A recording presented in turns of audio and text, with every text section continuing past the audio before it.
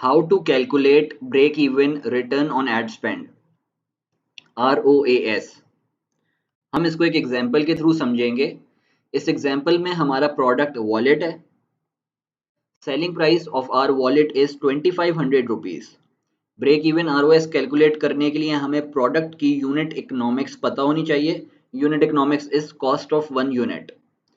Manufacturing cost is 800 rupees, यानी कि जो हमारा फाइनल प्रोडक्ट है वॉलेट, उसको एक यूनिट को बनाने के जो हम मैन्युफैक्चरर को पे कर रहे हैं ना, दैट इज 800 रुपीज।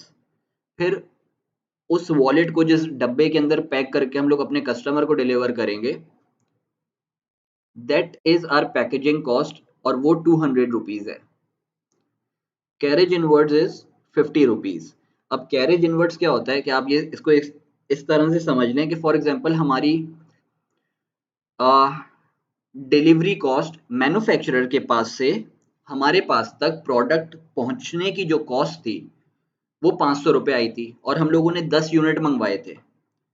तो 500 डिवाइडेड बाय 10 इज 50, यानी कि एक यूनिट को मैन्युफैक्चरर के पास से हमारे पास तक पहुंचने के लिए 50 रुपीज लगे।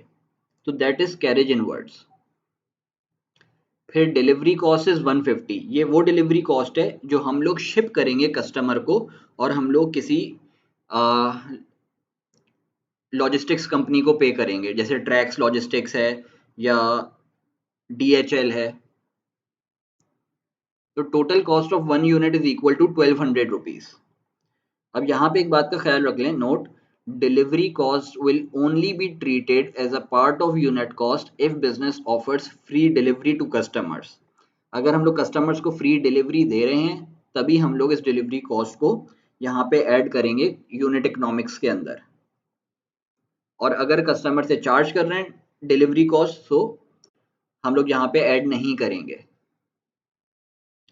अब ब्रेक इवन मार्जिन और profit before deducting marketing cost हमारा क्या है?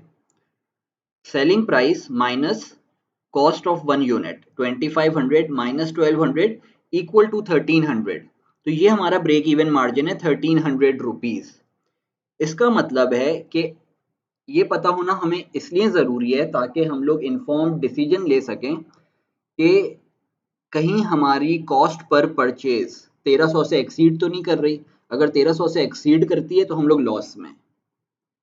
अगर हमारी कॉस्ट पर परचेज 1300 के नीचे नीचे आ रही है, 100 रुपीज आ रही है, 200 रुपीज आ रही है, 300 रुपीज आ रही है, अगर 300 रुपीज आ रही है तो हम लोग 1000 रुपीज प्रॉफिट में।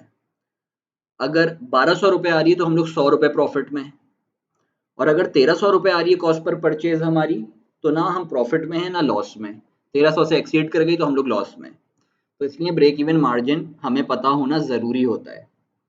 अब ब्रेक इवन ROS कैसे कैलकुलेट करेंगे? सबसे पहले हम निकालेंगे profit expressed as percentage of sale. तो ये जो प्रॉफिट मैंने यहाँ पे टर्म यूज किया है ना, basically that is profit before deducting marketing cost 1300।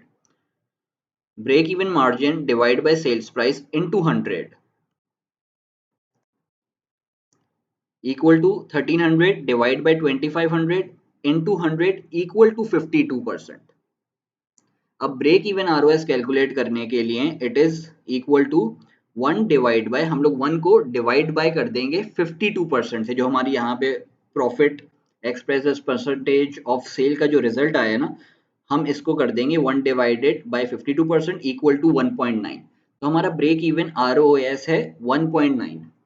इसका मतलब है कि जब भी हम लोग अब एडवर्टाइजिंग कर रहे होंगे, तो अगर हमारा ROS 1.9 से, हमारे कैंपेन्स का ROS या हमारे एडसेट्स का ROS 1.9 से ऊपर है, तो वी आर प्रॉफिटेबल।